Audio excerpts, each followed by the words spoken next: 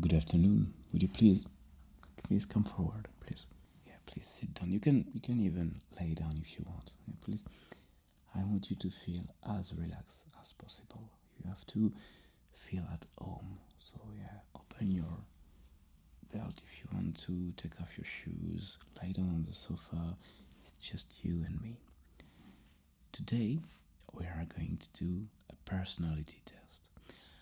I will ask you some very simple questions, and you will have to answer by agree, disagree, or anything between the two of these. You can say, I have no opinion, or I barely agree, I barely disagree. It's really up to you.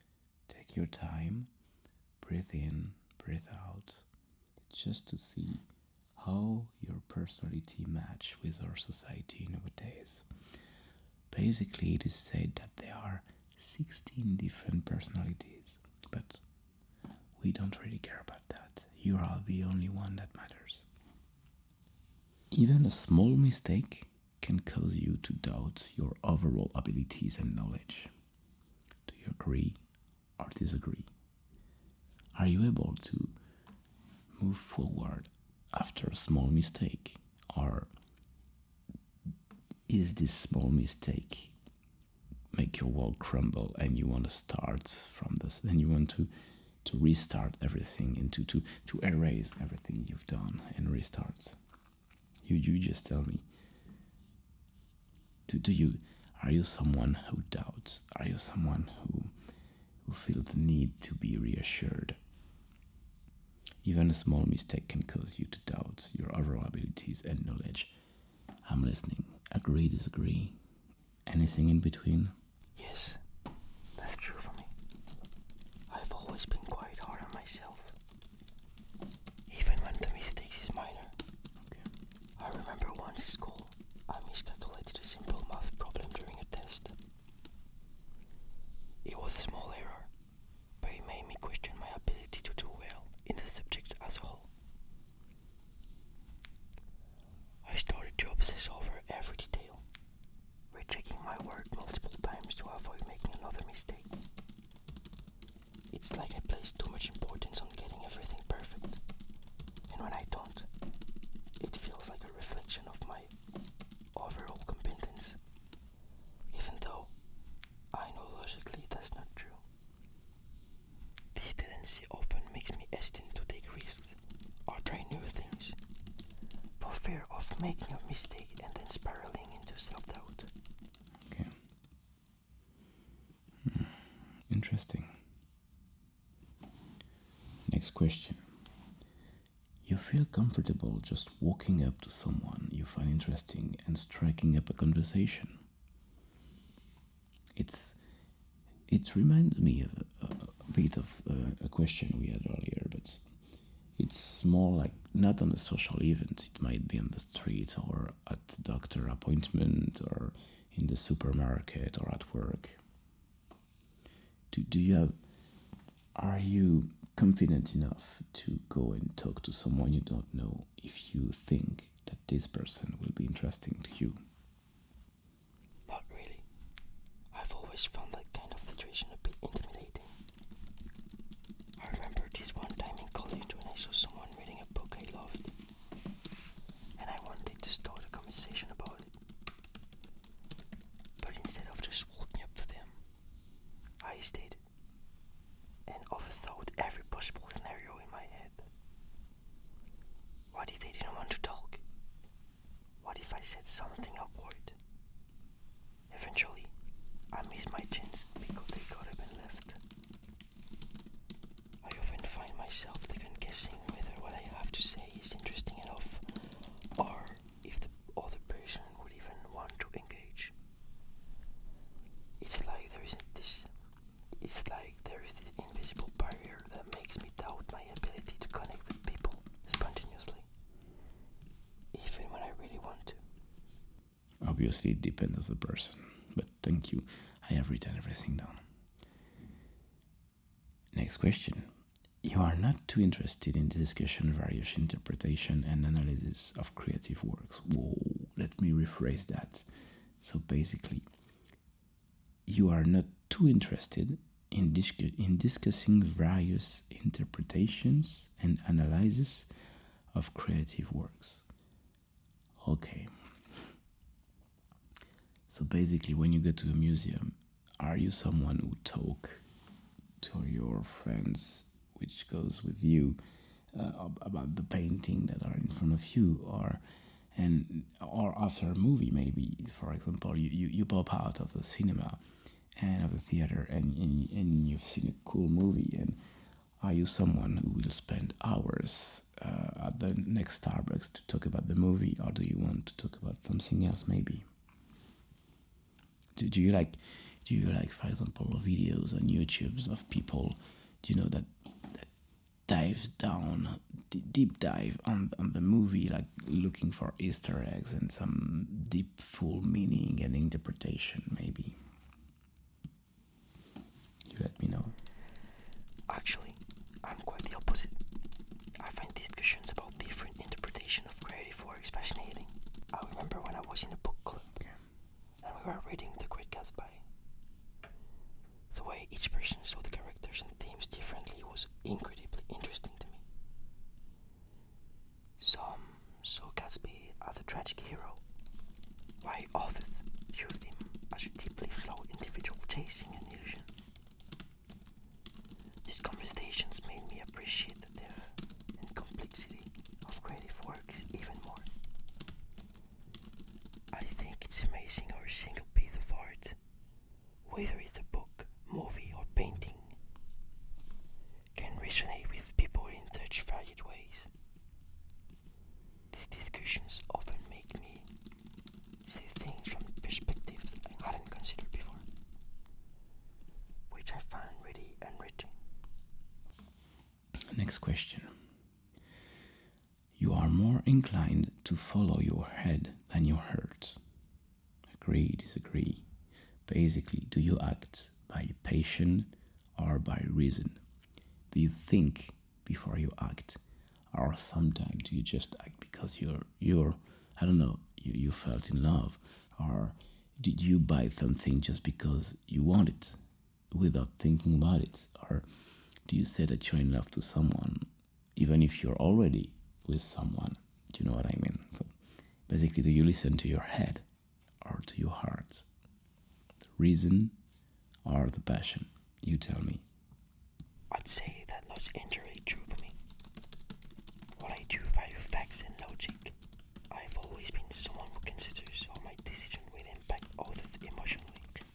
For instance, at work, I was once leading a project where we had to choose between a cost-effective solution that would require laying off a few team members and a slightly more expensive option that would allow us to keep everyone employed. The factual logical choice was clear, the cost-effective solution.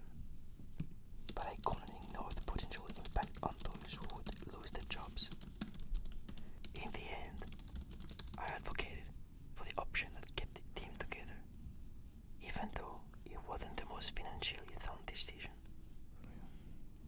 I've always believed that people's feeling and well-being should be a key factor in decision making, sometimes even more so than the cold, hard facts. Next question. Do you usually prefer just doing what you feel like at any given moment instead of planning a particular daily routine? Let me repeat it. You usually prefer just doing what you feel like at any given moment instead of planning a particular daily routine. I don't have any example to give you. This kind of the same question as previously. Basically, are you someone who goes away from the road or who stay on the tracks from the beginning to the end because you think it's better for him? You tell me and I will write it down. Not really. I'm actually quite the opposite. Okay. I feel more comfortable when I have a clear plan and schedule for the day. For example, on weekends, I often create a loose itinerary even for my leisure activities, like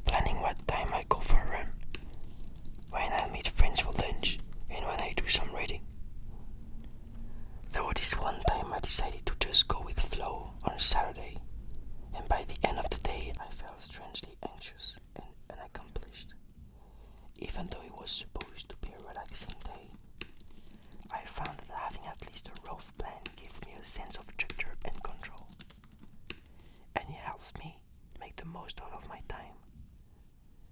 So while I admire people who can just let the day unfold naturally, it's not something that comes easily to me. That's an interesting question, though. Prefer just doing what you feel like at any given moment. It's not contradictory. You can do both. It's my opinion. You can be on tracks with your daily routine and have some minor things that you have to deal with that you didn't plan before. So it's a tricky one, I agree. Next question. You rarely worry about whether you make a good impression on people you meet. Basically, do you act only for yourself, or do you take care of what people would think about you if you do something? You rarely worry about whether you make a good impression on people you meet. Well, it is said that the first impression is the most important one, but hey, never judge a book by its cover. You know what I mean? It's always difficult, I agree. You have to deal with both. Actually, I do worry about the impression I make on others. Sometimes more than I like to admit. I remember when I started a new job, I spent a whole lot of time thinking about how I came across to my colleagues. I was careful about what I said, how I dressed, and even how I reacted during the meetings. I'd replay conversations in my head, wondering if I'd say the right thing or if I'd been too quiet or too forward. This kind of self-monitoring can be exhausting, but I think it comes out from a desire to be liked and respected. I know first impressions can shape how relationships develop, and I often feel a bit of pressure to make sure I'm presenting myself in the best possible light. So while I try not to overthink it, I definitely care about the impression I leave on people. Next question. Do you enjoy participating in group activities? Or are you more like a loner? Someone who prefers working alone by itself? You can be more productive by yourself. I know that for me, personally, it's easier to work by myself because I don't want to wait for other people. I don't want to be the only person that can disappoint me is myself. Do you know what I mean? And the only person that can make me angry is myself as well, because I work alone. But I know that some people are better, more productive when they are part of a group, part of a team. What about you? Do you enjoy participating in group activities? It could be anything. It could be work, it could be sports, art, cooking. I don't know. It's up to you. Yes, I generally enjoy participating in team-based activities. I've always found that working with others brings out the best in me. Whether it's in a professional setting or something more casual like sports or a group project. For instance, I was part of a team at work that had to come up with a new marketing strategy. Collaborating with others allowed us to bounce ideas off each other, build on each other's strength, and ultimately create something far better than what any of us could have done alone. The energy and camaraderie of a team environment motivate me, and I enjoy the sense of shared purpose that comes with working towards a common goal. Plus, I found that I learn a lot from others in these situations, which is something I really value. Though whether it's for work, volunteering, or just a friendly game of soccer, I'm usually all in when it comes to team-based activities. Next question. You like books and movies that make you come up with your own interpretation of the ending? I'm looking for this movie with Leonardo DiCaprio, which is, I think it's Inception, right? Yeah, it's Inception, where they goes deep down in the world of dreams, down and down, and at the end you don't know if. Well, I won't spoil you the end of the movie if you haven't seen it yet, but I think the question is pretty much explanatory. Are you someone who like to imagine things at the end of a story? If the end is still open, or would you like the author to give you the end, to tell you it is like this and no other way? Because you might find him or her lazy if he doesn't provide you a proper hand, but it could be something to help you imagine, because it's what it's called with books or movie. It's like, well, they talk about book or movies, but as soon as it ends, your imagination can go anywhere. So you just tell me, do you like books and movies that make you come up with your own interpretation of the ending? Of interpretation of the ending, but it can be the interpretation of the afterward, of what happened after the end of the movie. It's not especially the end, it could be what happens after. Yes, I do enjoy experimenting with new and untested approaches, especially when it comes to creative projects or problem solving. I find that stepping outside the usual methods and trying something different can lead to exciting results and new perspectives. For instance, when I'm working on a project, whether it's at work or personal endeavor, I like to explore unconventional ideas or tools that might push the boundaries a bit. There was a time when I was involved in a team project where we were stuck in a rut with the same old strategies.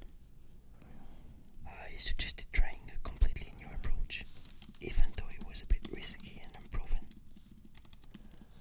While it didn't go perfectly, the experiment taught us a lot, and it ultimately led to a better solution that we might have achieved if we'd stuck to the traditional path.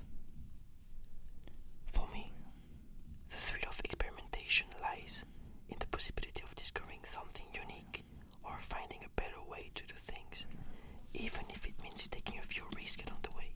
Very good. Next question. Your happiness comes more from helping others accomplish things than your own accomplishments. Agree, disagree, anything in between? Well, basically, it's another question about empathy. Do you thrive from your own success, or do you like to see some people you love, some people you like, some people you might have helped maybe succeed? Yes, I do tend to prioritize being sensitive over being completely blunt, especially in situations when I know my words could hurt someone. I believe there is a way to be honest without being harsh. For example, a friend once asked for my opinion on a project they were really passionate about, but I could see there were some significant flaws.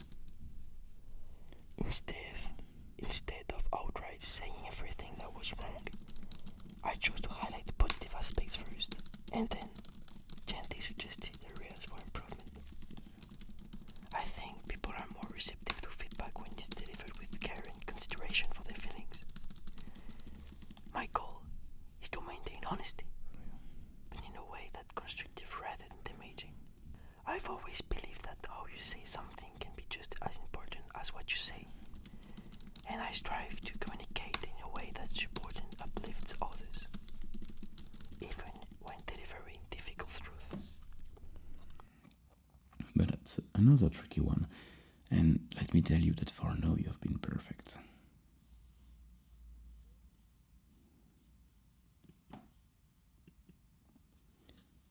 Next question. You are interested in so many things that you find it difficult to choose what to try next. Are you a butterfly?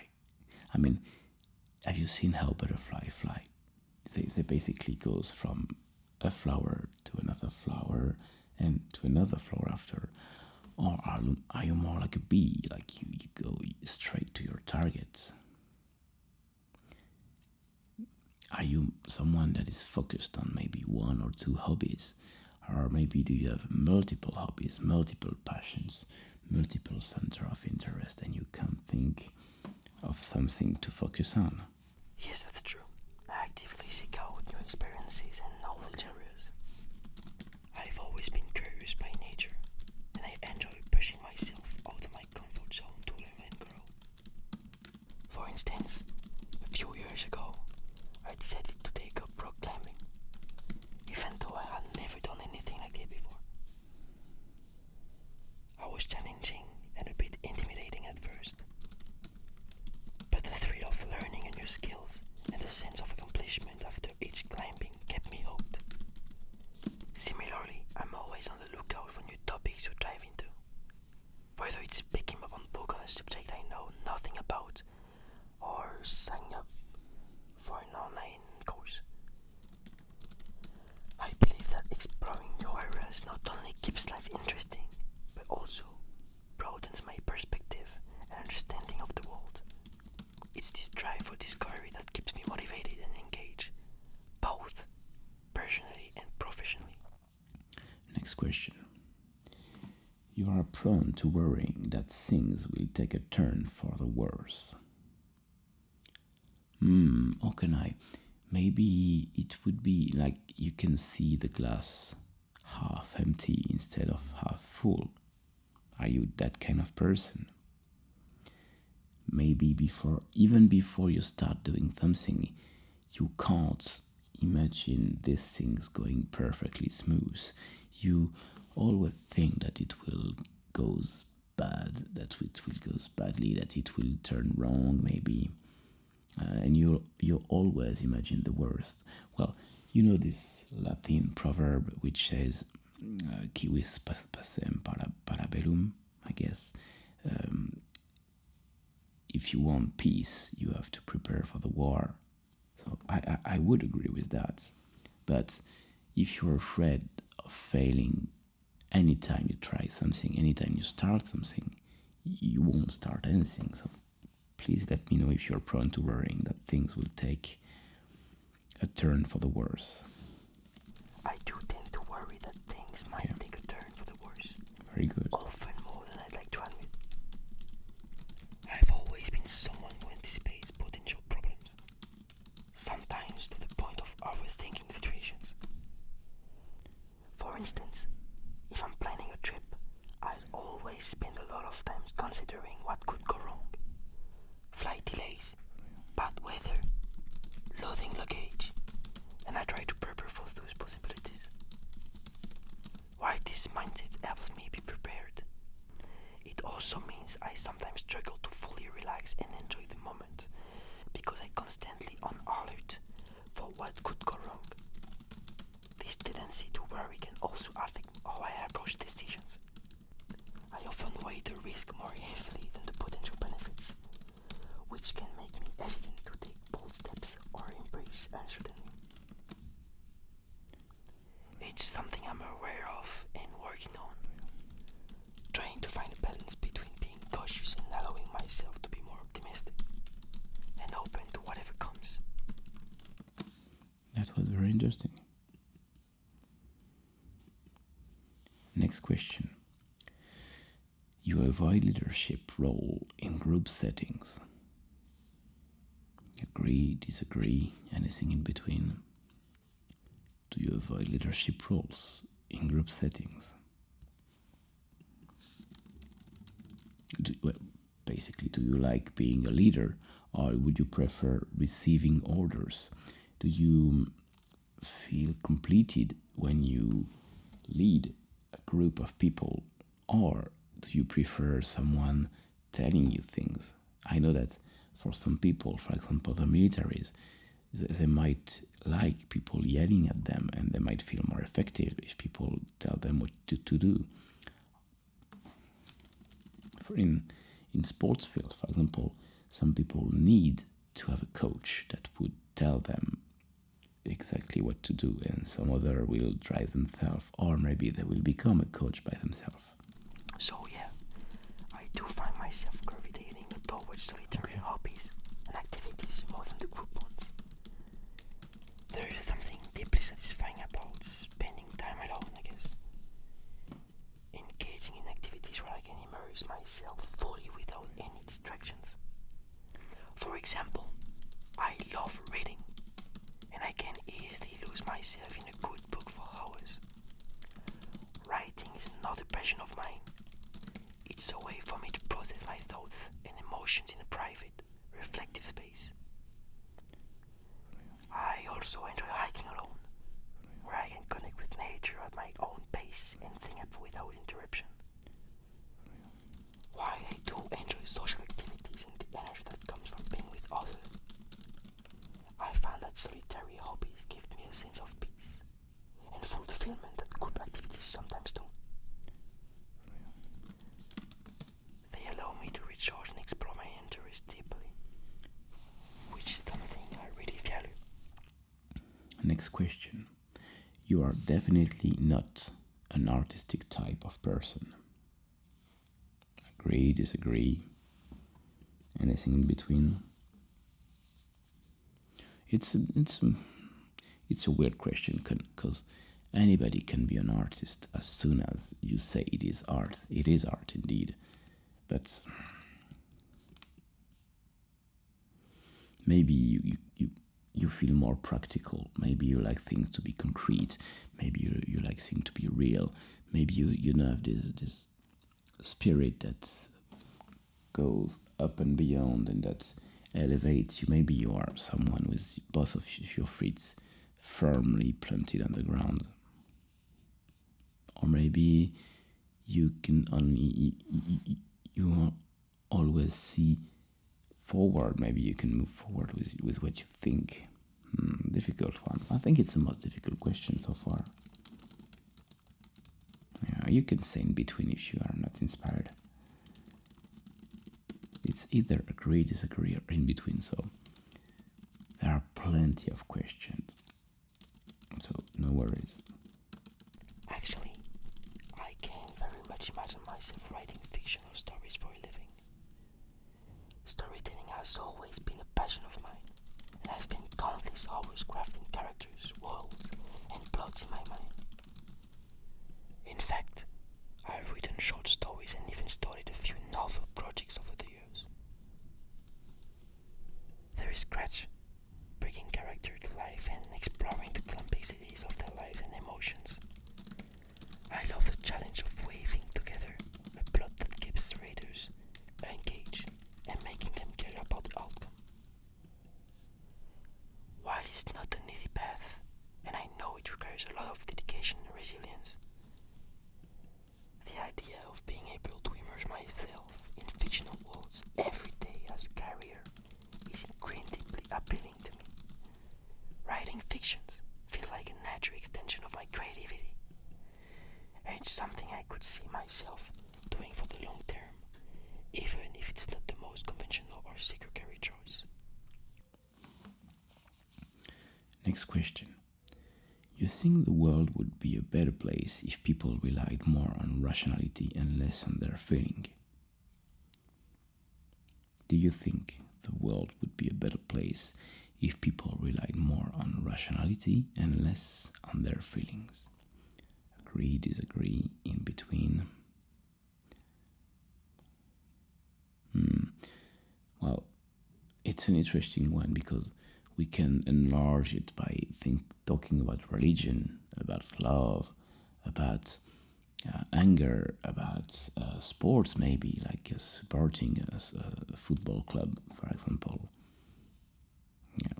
Oh, you can imagine that there would be less war if people would be more rational, but being more rational would mean that they would be more selfish as well. So maybe they would have more war. So it's up to you. More rationality, less feeling. The world would be a better place. You tell me. I tend to strike a balance between efficiency and considering emotional aspects when making decisions. While I do value efficiency and often look for the most straightforward path to achieve a goal,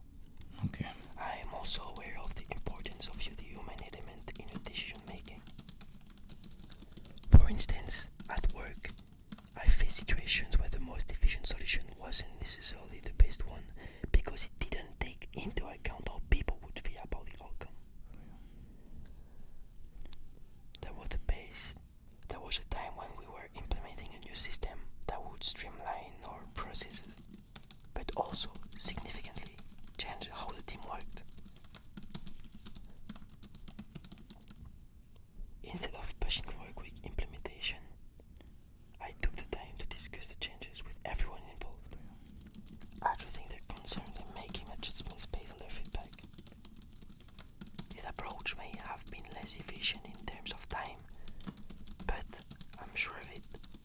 It ensured that the team felt valued and supported, which ultimately led to a smoother transition and better long-term results. So, while I appreciate efficiency, I believe that considering emotion and people's well-being is crucial, and I try to incorporate that into my decision-making process. It's pretty much exhaustive, thank you. It gives me a lot of things to think about and to work with. Next question. You prefer to do your course before allowing yourself to relax? Agree, disagree, anything in between? So basically, when you have a plate with, I don't know, a slice of pizza and some peas, do you eat the peas before so you get rid of them and then you can eat your pizza, which is kind of your gift? Or do you mix both of them, or do you just don't care? What do you do? I know that I prefer doing course, and we have a saying here saying that after the work, the pleasure. Because if you take your pleasure before, well, nothing, you won't have any gift at the end. So, but you tell me.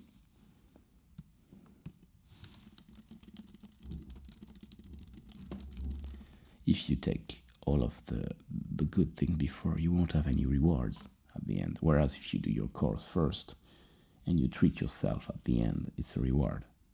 I definitely prefer to get my course done before I allow myself to relax. I find it hard to fully unwind if I know there are tasks left unfinished. For example, on weekends, I typically start my day by tackling any cleaning, laundry, or errand that need to be done. Once everything is checked off my list, I can relax without that lingering feeling of needing to do something. It's almost like I can't enjoy my downtime unless I've cleared my responsibilities first. This approach gives me a sense of accomplishment and peace of my mind, making it easier to truly relax afterwards. For me, it's about creating a space, both mentally and physically, where I can enjoy my free time without distraction or guilt. Next question, which is a little bit funny, I must agree. You enjoy watching people argue. Well, they can argue peacefully, they don't have to fight, but I don't know, maybe it's, and we don't talk about the internet. Well, you can enjoy watching people argue on the internet, for example, on the Facebook comments, or during any live chat event, or on a forum, for example. But it can be on the street. It can be, for example, you're stuck in a train that is late and people argue. People would say that it's because of the train, people would say that it's because of the company, and people would yell at each other. Would you enjoy that? Or maybe it's just some peaceful speech, peaceful talk between people with measured comments. You can enjoy that as well, because it can enlighten the talk. It can help them both to grow and to move forward. You tell me. Actually, I tend to prioritize preserving the feelings of others over proving my point in disagreements.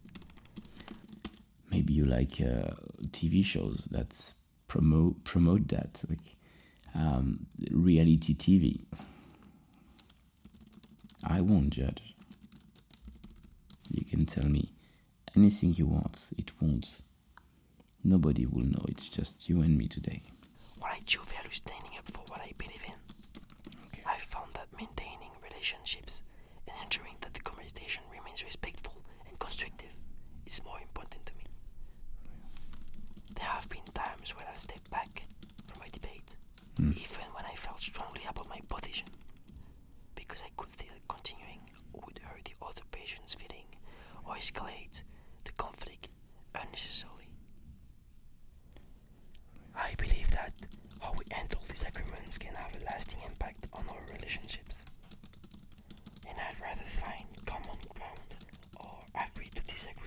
push my point at the expense of someone else's emotions. Of course, there are moments when I do need to assert myself, but I try to do so in a way that's considerate and mindful of the other person's perspective. Okay. Nice answer, thank you. Next question. Do you tend to avoid drawing attention to yourself? Maybe by the way you look, maybe by your clothes, maybe by the way you act or you talk, or maybe by the things you say. Do you avoid drawing attention to yourself? Do you prefer being discreet, or do you prefer being the center of attention? It's up to you, once again. So yeah, I usually do wait for others to introduce themselves first at social gathering. I tend to be more on the reserved side when I'm in a new environment or with people I don't know well. I like to observe the dynamics and get a sense in the group before stepping forward, There's a bit of hesitation on my part, probably rooted in not wanting to come off too forward or intrusive. For example, at a party or networking event, I often hang back a bit, waiting for someone to make the first move in starting the conversation. Once someone breaks the ice, I'm more comfortable engaging and contributing to the discussion. It's not that I don't enjoy meeting new people. I do. But I'm more at ease when the initial step is taken by someone else, Next question. Your mood can change very quickly. Do you agree or do you disagree? Are you stable or do you have feelings that are strong? Or can anything make you think something else and just stress yourself and give you anger and give you pain and make you feel bad, or something, or the opposite? Anything that can happen can make you smile and make you feel happy. Basically, your mood, does it change quickly or not? You tell me. So yeah, depending on the situation or what's happening around me, I've noticed that I'm pretty sensitive to my environment and emotions of others, which can cause my mood to shift unexpectedly. Be in between as well. For example, I might start today feeling upbeat and motivated, but if something stressful or upsetting happens, like a sudden change in plans or unexpected conflict, it can affect my mood almost instantly. Conversely, a small positive moment, like a kind word from a friend or a piece of good news, can lift my spirits just as quickly. It's something I've been trying to manage better, as these rapid mood shifts can be challenging both for me and those around me. I found that being aware of this tendency and practicing mindfulness helps me stay more balanced and resilient throughout the day. Next question. You lose patience with people who are not as efficient as you, or do you tolerate anybody?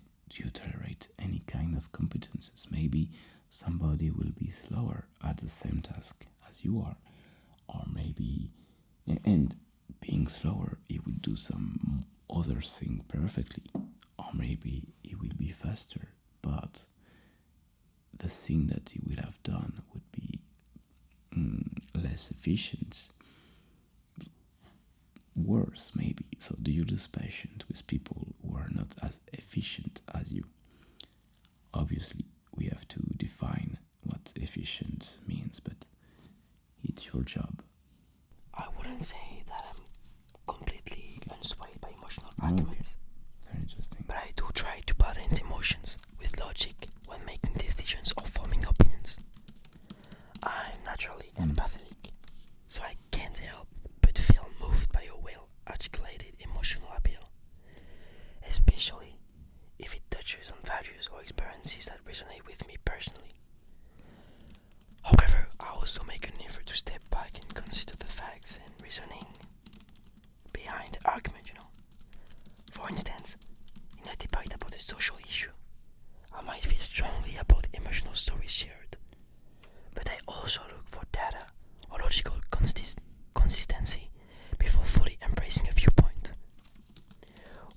Emotions play a significant role in how I connect with an issue. I try not to let them completely override a more rational assessment. So, while I'm not entirely impervious to emotional arguments, I strive to find a balance that respects both the emotional and factual aspects of a situation. Next question. You often end up doing things at the last possible moment. Basically, do you plan anything in advance, or do you wait for the last moment to do the task? I used to do that a lot when I was a teenager. I used to wait for the last moment. I'm pretty sure everybody did that. Like you have a very important exam and you wait till the day before to start and you just end your exam, your paperwork. You just complete it at 7 in the morning, whereas your first class is at 8. All of the stress, all of the, well, no sleep at all. You're tired, you're exhausted, but you have done it. You feel completed. Or maybe you prepare everything in advance. Maybe you work maybe 10 minutes per day, and at the end of the period, everything is completed on time and even in advance. You tell me if you often end up doing things at the last possible moment. We are talking about things that you knew would happen before. Obviously, not things that happen like that. Not things that, not accidents, or not. For example, someone would call you and would say, "Hey, tomorrow there is a plane. We have to take it before we go to Honolulu," or something like that. It doesn't count, obviously. We're talking about things that you can plan in advance. Yeah, I do have a tendency to procrastinate and often find myself doing things at the last possible moment. Okay. I've noticed that I sometimes put off tasks, especially if they seem